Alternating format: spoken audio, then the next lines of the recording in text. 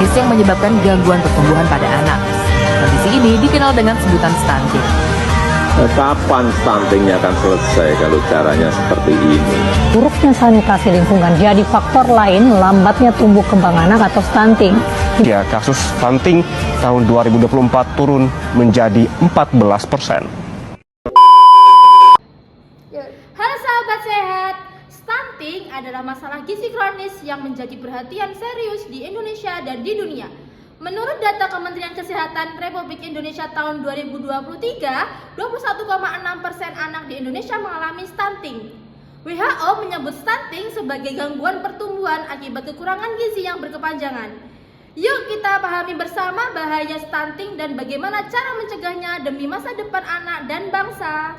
Stunting adalah kondisi di mana anak gagal tumbuh dengan baik, ditandai dengan tinggi badan yang lebih pendek dari anak seusianya.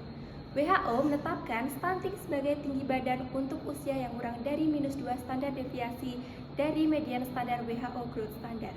Stunting terjadi karena kekurangan gizi kronis sejak masa kehamilan hingga anak berusia 2 tahun. Periode paling kritis untuk pertumbuhan dan juga perkembangan. Dampak stunting sangat serius, antara lain: yang pertama, gangguan perkembangan otak yang menyebabkan penurunan kemampuan kognitif, konsentrasi, dan prestasi belajar.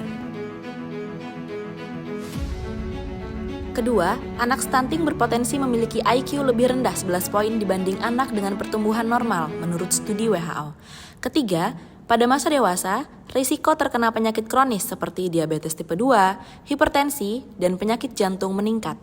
Keempat, menurunnya produktivitas kerja yang berdampak pada ekonomi keluarga dan negara.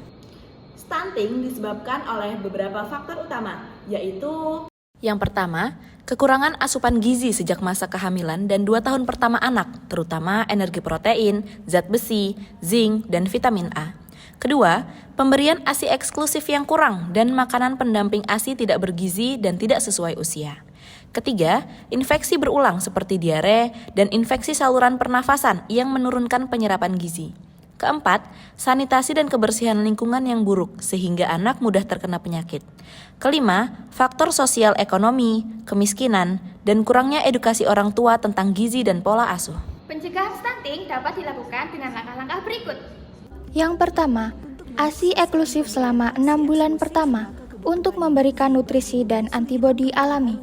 Kedua, makanan pendamping ASI atau MPASI yang bergizi dan beragam mulai usia 6 bulan. Pastikan makanan mengandung zat gizi penting seperti protein, zat besi, vitamin, dan mineral.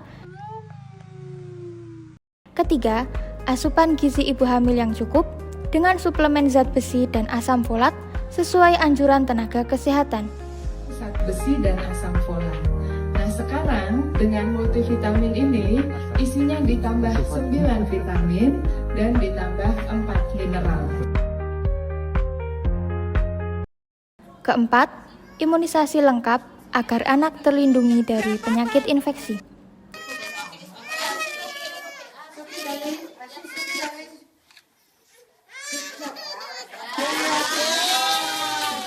Kelima, menjaga kebersihan lingkungan dan diri, terutama cuci tangan memakai sabun, sanitasi layak, dan air bersih.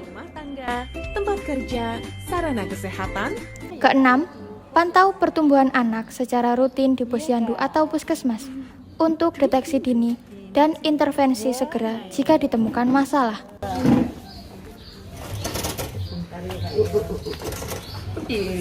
Peran keluarga sangat penting dalam pencegahan stunting. Orang tua harus memperhatikan asupan gizi dan pola asuh yang tepat sejak dini.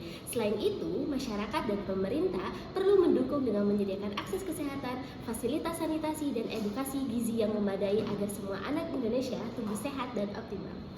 Yuk mulai dari keluarga kita, cegah stunting dengan memberikan gizi terbaik dan pola asuh yang benar.